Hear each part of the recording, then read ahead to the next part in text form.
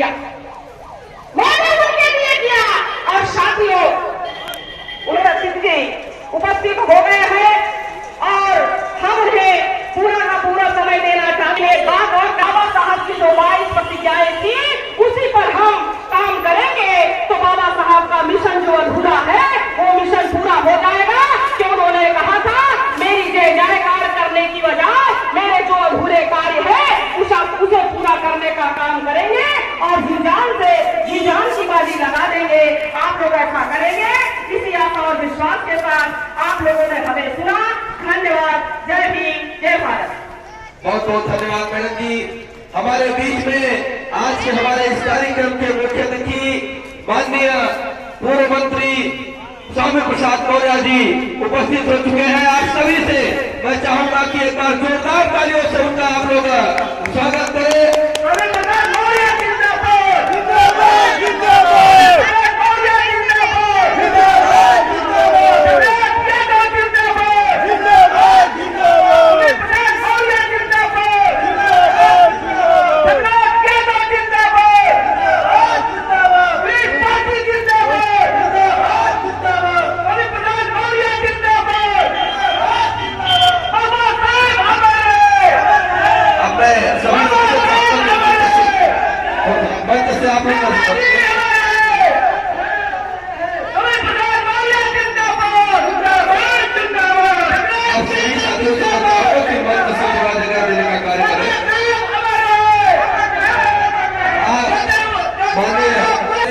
प्रसाद मौर्य जी हम लोग के बीच में उपस्थित हो चुके हैं और सभी महापुरुषों के चित्रों पर माल्यार्पण कर रहे हैं। माता सावित्रीबाई फुले, माता वीरांगना उदा देवी पासी, फातिमा शेख, महाराजा बिजली पासी, पेरियार लड़ाई सिंह यादव। ऐसे जाएंगे मंत्री जी, आप लोग आ जाइए यहाँ से रास्ते से सर प्लीज। आप सभी से निवेदन है कि आप लोग जगह दे रहे। सभी साथियों से निवेदन है, मंच पे बहुत ज्यादा लोड हो गया है और मंच से आप लोग नीचे चले जाए तो ज्यादा अच्छा रहेगा। मैं सभी साथियों से निवेदन करूंगा कि केवल सीमित लोग अगर मंच पे रहे तो बहुत अच्छी बात होगी, क्योंकि मंच बहुत ही ज्यादा लोच कर रहा है। माननीय अमरनाथ मौर्य जी चेयरमैन कोऑपरेटिव हमारे बीच में उपस्थित हैं।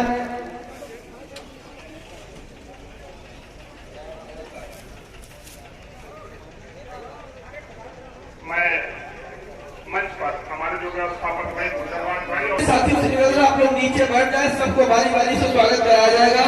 लेकिन आप लोग अगर व्यवस्था को आप लोग इधर उधर करते हैं तो ये हम सबकी जिम्मेदारी है। व्यवस्था को बनाए रखना ये हम आपकी जिम्मेदारी है। आप सभी से निवेदन है, मेरा हाथ जोड़कर अपने नौजवान साथियों से विशेषकर निवेदन है कि आप लोग मंच के नीचे बैठ जाए और आप मंत्री जी का जो फोटो खींचना है आप उनके साथ तो बारी बारी से आप लोग आए।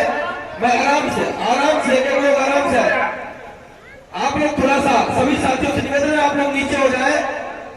माननीय मंत्री जी का स्वागत हो सकता है क्योंकि मंच बहुत लोच कर रहा है। आप सभी लोगों से निवेदन है, आप सभी लोगों से निवेदन है कि आप लोग ज्यादा संख्या में न रहे तो अच्छी बात है। बहुत ज्यादा लोग मंच पे आ चुके हैं। भाई प्रमोद गौतम जी, विशाल रावत जी, सुरेश यादव जी, आजाद देवा भाई, प्रमोद राज पासी जी, संदीप पासी जी, कुलदीप पासी जी, मदन सरोज जी, संजय अम्बेडकर जी, अक्षयलाल सरोज जी, क्रांति पासी जी, मुन्नालाल गौतम जी, सरवण गौतम जी, अभिषेक गौतम जी, मंत्री जी का माल्यार्पण कर स्वागत करें। स्वागत की कड़ी चलती रहेगी, माल्यार्पण जारी रहेगा। हम अपने वक्ताओं को भी बुलाना चाहेंगे।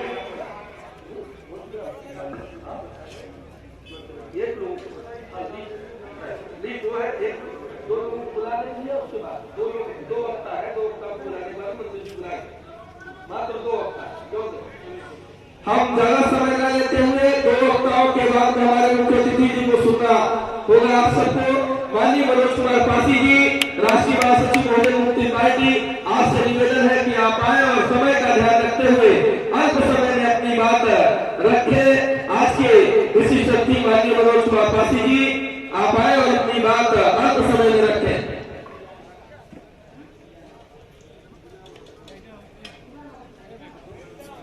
सर्वप्रथम ये मेरा प्रतापगढ़ की धरती को मैं नमन करता हूं। और आज राष्ट्रपिता ज्योतिराव फुले और विश्व विभूति आज इस कार्यक्रम में सबसे पहले आए, आप सबका बहुत बहुत आभार प्रकट करना चाहता हूं सरपंच के नाते। आज के इस कार्यक्रम के मुख्य अतिथि हम सबके नेता, प्रदेश ही नहीं देश में जिन्होंने समाज सभी सम्मानित जनों को और उन नौजवान साथियों का आभार प्रकट करना चाहता हूं जिन्होंने 11 बजे से लेके अभी 3 बजे तक आपको सुनने के लिए बैठे हैं। इसलिए मैं चाहता हूं कि जज्बात और उनके कुछ बोलो उसके पहले महामानव गौतम बुद्ध, महात्मा ज्योतिराव फुले, संविधान निर्माता परम अरे रजवा भेजे रहे हम काम से आए। आज सामाजिक परिवर्तन के महानायक ज्योतिराव फुले जी, इस संविधान के निर्माता, भारत रत्न परम पूज्य बाबा साहब डॉक्टर अम्बेडकर की जयंती के अवसर पर हमारे बीच में कार्यक्रम की अध्यक्षता कर रहे हैं हमारे सम्मानित समाजवादी पार्टी के जिला अध्यक्ष भाई छविनाथ यादव जी। अभी आपके इस कार्यक्रम में हम सबको संबोधित कर रहे थे भाई प्रोफेसर विक्रम जी। उसके पहले हमारे नौजवान साथी आपको संबोधित कर रहे थे बहुजन मुक्ति पार्टी के मनोज पासी जी। इस कार्यक्रम में सहयोग दे रहे थे भाई जिला अध्यक्ष छविनाथ यादव जी के साथ में श्री आर के मौर्य जी। इसी के साथ ही छात्र जीवन में हमारे गुरु रहे हमारे बहुत ही बड़े सम्मानित साथी जिनको आप प्यार से शास्त्री जी कहते हैं, माननीय रामचंद्र यादव जी, भाई तनवीर मिल्की जी, राजेंद्र राणा जी क्या किया। और उसी का नतीजा है कि आज हम संप्रभु राष्ट्र भारत के नागरिक हैं, भारतीय संविधान से संचालित है। ये हमारे महापुरुषों की देन है। इसलिए सबसे पहले मैं अपने इन दोनों महापुरुषों को सामाजिक ज्योतिराव फुले जी को किताबों में पढ़ते हैं, लेकिन शायद जिसमें ज्योतिराव फुले जी इस सामाजिक परिवर्तन आंदोलन का संघर्ष कर रहे थे, उसमें देश की हालत क्या थी। इस देश की महिलाओं को पढ़ने लिखने का अधिकार नहीं था। किसी भी वर्ग की महिला हो, ऊंची जाति हो या दलित समाज की हो, किसी समाज की महिला को पढ़ने लिखने का अधिकार नहीं था। चाहे ब्राह्मण के घर की महिला हो, क्षत्रिय के घर की महिला हो, बैल के व्यापारी के घर की महिला हो, आदिवासी दलित और पिछड़े घर की महिला हो, किसी को भी पढ़ने लिखने का अधिकार नहीं था। आज हमारी बेटियां पढ़ लिख करके मन पर बैठ रही हैं, आपका नेतृत्व भी कर रही हैं, लेकिन जिस समय सामाजिक परिवर्तन के महानायक ज्योतिराव फुले जी पैदा हुए, उस समय हमारी बहन और बेटियों को पढ़ने लिखने का अधिकार नहीं था। आप ये भी जानते हैं, आप ये भी जानते हैं कि जो आदिवासी दलित और पिछड़े भारतीय संविधान के पहले जिसको शूद्र कहा जाता था, उनको भी पढ़ने लिखने का अधिकार नहीं था। यह भी अधिकार इन्हीं महापुरुषों ने दिया। ज्योतिबा फुले जी, बाबा साहब डॉक्टर अम्बेडकर ने जो संघर्ष किया, और जब ज्योतिबा फुले जी ने पहला स्कूल खोला 1848 में, 1848 में पूना में पहला विद्यालय खोला, तो खुशी की बात यह है कि जब स्कूल खुला 7 बेटियों ने पहली बार जब दाखिला लिया तो 7 लड़कियां। खुशी की बात है कि जो लोग इनको शिक्षा का अधिकार नहीं देते थे उन्हीं घर की बेटियां थी। 7 बेटियां, पहला स्कूल खुला तो 7 का दाखिला जो हुआ था वो ब्राह्मण परिवार की लड़कियां थी, जिन्होंने शिक्षा की शुरुआत हमारे महापुरुषों ने दी। कोई नीच है, न कोई छोटा है, न कोई बड़ा है, लेकिन भारतीय संविधान के पहले क्या हालत थी आप जानते हैं? नहीं जानते, क्योंकि ना आपने देखा ना हमने देखा। हमको जब पैदा हुए उसमें बाबा साहब डॉक्टर अम्बेडकर को निर्वाण प्राप्त हो गया, तो देखने का मौका तो नहीं मिला। लेकिन साथियों, जिसमें बाबा साहब डॉक्टर अम्बेडकर पैदा हुए थे, इस देश के शूद्रों को सड़कों पर खुली रूप से चलने का अधिकार नहीं था। विशेष रूप से दक्षिण भारत में जब शूद्र सड़क पर चलता था तो गले में हाड़ी बांधता था, जिससे कि अगर थूकना पड़े तो उस हाड़ी में थूके, जमीन में थूके। अगर जमीन में थूकेगा तो ऊंची जात का पैर पड़ेगा, वो अपवित्र हो जाएगा। कमर में झाड़ू बांधता था, आगे घंटी बांधता था, पीछे झाड़ू बांधता था। घंटी बजे जिससे कि ऊंची जात के लोग जान जाए कोई शूद्र आ रहा है, वो सड़क से हट जाए, अन्यथा परछाई पड़ेगा तो अपवित्र हो जाएगा, नहाना पड़ेगा। झाड़ू इसलिए बांधता था कि शूद्र के पैर का निशान मिलता चला जाए। यह हालत संघर्ष किया इन महापुरुषों ने। उस बात को आप नहीं समझ सकते, क्योंकि लड़ाई हमारे महापुरुषों ने लड़ी है। उनकी देन है कि आज हम सब बराबर बैठे हैं, अच्छे कपड़े में बैठे हैं। कपड़ा पहनने का भी अधिकार नहीं था, कपड़ा पहनने का भी अधिकार नहीं था। जानवर से बदतर जिंदगी जीने के लिए मजबूर किया जाता था। तालाब में गधा पानी पी सकता है, सुअर पानी पी सकता था, कौवा पानी पी सकता था, चील कबूतर गीत पानी पी सकते थे, गाय भैंस पानी पी सकते थे, लेकिन शूद्र पानी नहीं पी सकता था। बाबा साहब डॉक्टर अम्बेडकर ने महार तालाब आंदोलन चलाया था। बाबा साहब डॉक्टर अम्बेडकर ने कहा, अगर इसमें सुअर, गधे, घोड़े, गाय, बकरी, भैंस, कौवे, कबूतर, गीत, चील सब पानी पी सकते हैं, तो शूद्र समाज के लोग भी इंसान हैं, इनको भी पानी पिलाने का काम हम करेंगे। ये किया था बाबा साहब डॉक्टर अम्बेडकर। आप जानते हैं, ये अब हम इतिहास में पढ़ते हैं, कितना परिवर्तन हुआ इन महापुरुषों के चलते। और यही नहीं साथियों, पहले जब कोई सरकारी निर्माण होता था तो नरबल दिया जाता था, नरबली दी जाती थी। वो नरबल किसकी दी जाती थी? वो भी शूद्र समाज की दी जाती थी। इस व्यवस्था को भी खत्म किया हमारे इन महापुरुषों ने। पहले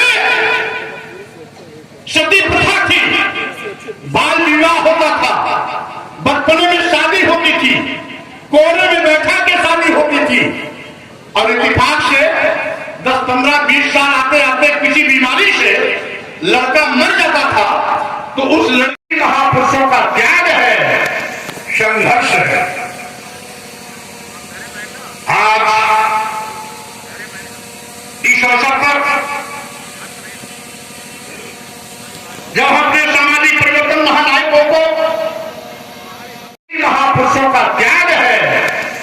संघर्ष है। आज इस अवसर पर जब अपने सामाजिक परिवर्तन महानायकों को ये ऐसे महापुरुषों की तस्वीर लगी है जिन लोगों ने इस देश के दबे कुचले पीड़ित शोषित मजलूम समाज के सम्मान स्वाभिमान हक हकूक अधिकार धन धरती शिक्षा सम्मान दिलाने का काम किया था। लेकिन कुछ ऐसी भी ताकतें हैं जो हमारे सम्मान स्वाभिमान के साथ खिलवाड़ करने की कोशिश में भी लगी रहती है। आज भी धर्म की दुहाई देकर के कुछ ऐसी ताकतें हमें नीच और अधम होने का प्रमाण पत्र देती है। यही नहीं, हमें यह भी सर्टिफिकेट देते हैं कि शूद्र कितना भी ज्ञानी क्यों न हो जाए, कितना विद्वान क्यों न हो जाए, विद्वानों में भी विद्वान अतिज्ञाता क्यों न हो जाए, लेकिन उसका सम्मान मत करना। कुछ लोग ये भी कहते हैं महिलाओं को, शूद्रों को मारना पीटना और प्रताड़ित करना चाहिए। आखिर क्यों? एक और सरकार महिला सशक्तिकरण अभियान चला रही है, दूसरी ओर धर्म के कुछ ठेकेदार महिलाओं को मारने पीटने प्रताड़ित करने का पात्र बता रहे हैं। एक और नवरात्र में नारी शक्ति के रूप में हम कभी देवी, कभी काली, कभी उमा, कभी चंडी आदि देवियों की पूजा करते हैं, तो एक और धर्म के ठेकेदार महिलाओं को मारने पीटने और प्रताड़ित करने की बात करते हैं। महिलाओं को नीच में भी नीच करार करने की कोशिश करते हैं। शूद्रों को कितना भी ज्ञानी प्रकांड विद्वान क्यों न हो, उसको सम्मान न देने की बात करते हैं। और इसका एक जीता जागता नमूना पूरा दुनिया ने देखा। बाबा साहब डॉक्टर अम्बेडकर अपने जमाने के दुनिया के सबसे बड़े विद्वान थे। केवल भारत के नहीं, दुनिया के 6 बड़े विद्वान थे। उसमें से एक बाबा साहब डॉक्टर अम्बेडकर भी थे। लेकिन जब भारत में आते हैं, विदेशों की बड़ी बड़ी डिग्रियां लेकर विश्व के सबसे बड़े विद्वान होने का खिताब पाने के बाद जब इस देश में आते हैं, तो उनको भी जरने पर शूद्र होने का एहसास कराया जाता है, नीच होने का एहसास कराया जाता है, अधम होने का एहसास कराया जाता है। उनको भी इस बात का एहसास कराया जाता है कि तुम छूने योग्य नहीं हो, अगर हम तुमको छू लेंगे तो हमको नहाना पड़ेगा। ऐसी विडंबना थी उस समय जब बाबा साहब डॉक्टर अम्बेडकर हमारे सम्मान और स्वाभिमान की लड़ाई लड़ रहे थे। आप सोचो, आजादी के बाद जब आज भी अगर हम आदिवासियों के सम्मान की बात करते हैं, दलितों के सम्मान की बात करते हैं, पिछड़ों के सम्मान की बात करते हैं, महिलाओं के सम्मान की बात करते हैं, तो धर्म का चोला पहनने वाले कुछ लोग स्वामी प्रसाद मौर्य का गला काटने के लिए कोई 51 करोड़, कोई 51 लाख, कोई 21 लाख की सुपारी देता है। एक ऐसे बाबा थे जो 5 लाख की तलवार लेकर के मीडिया के सामने हवा में लहराते हुए कह रहे थे, ये तलवार हमने इसलिए खरीदी है जिसी तलवार से मैं स्वामी प्रसाद मौर्य की हत्या करूंगा। जीव काटने के लिए कोई 21 लाख, कोई 11 लाख का इनाम घोषित कर रहा था, कोई स्वामी प्रसाद मौर्य का हाथ काटने का इनाम घोषित कर रहा था, कोई नाक काटने की बात कर रहा था, कोई कान काटने की बात कर रहा था, और कोई तो इससे भी ज्यादा जाकर के ऐसी घिनौनी बात कर रहे थे कि लगता है ये साधु नहीं है, ये आतंकवादी है, ये पेशेवर अपराधी है, ये कसाई है, ये हत्यारे हैं जो साधु वेश में आज मेरी हत्या करना चाहते हैं। हम इनको मालपुआ हलवा खिलाते हैं और ये हमारी हत्या करने की बात करते हैं। ये हम इनको सम्मान देते हैं, ये हमको कीड़ा मकोड़ा समझ करके मसल डालना चाहते हैं। क्या यही इंसानियत है?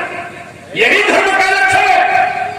अगर हम बात करते हैं आज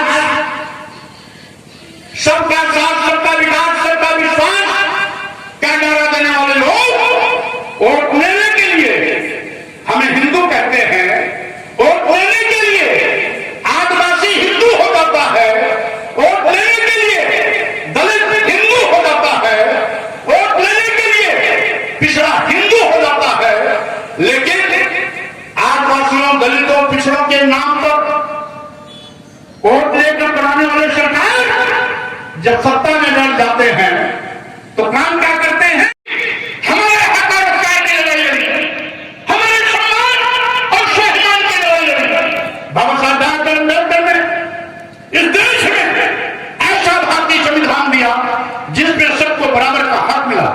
बाबा साहब डॉक्टर अम्बेडकर चाहते कि हजारों साल से जिन लोगों ने हमें गुलाम बनाया, हमें शुद्ध समझ करके जानवर से बदतर जिंदगी जीने का मजबूर किया, वो चाहते तो बदले की भावना से लिख सकते थे।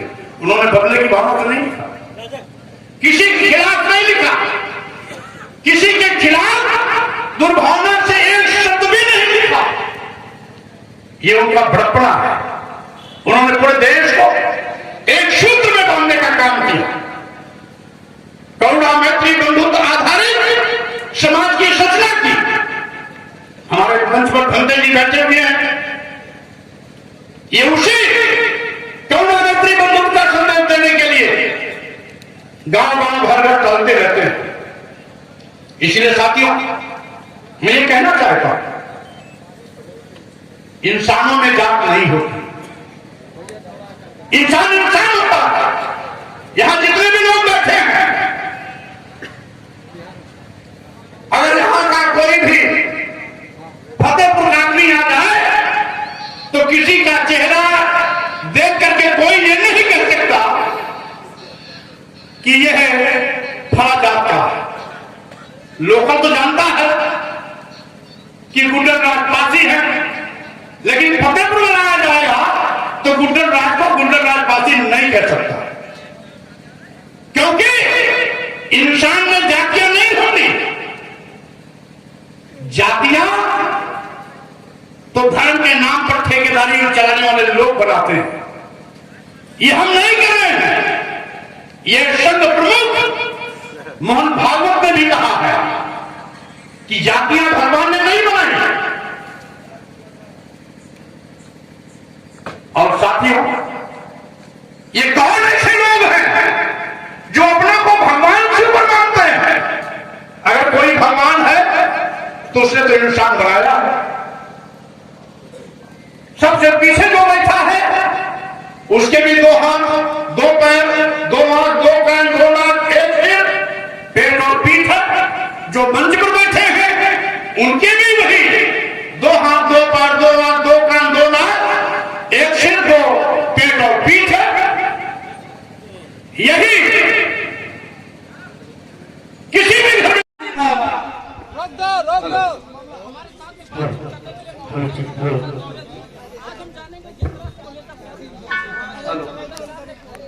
हेलो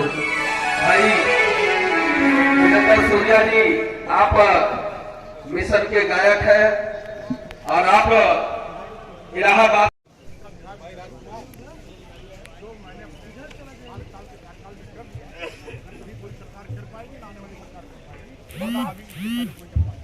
इधर बातचीत हो रही थी खान मौर्य जी से, उन्होंने